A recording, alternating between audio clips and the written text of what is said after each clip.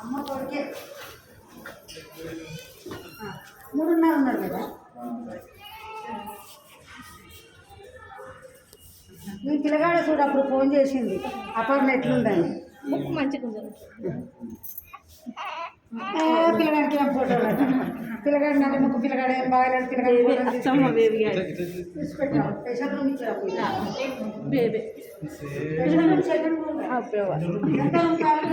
పుట్టింది నీ ముక్కు రావద్దని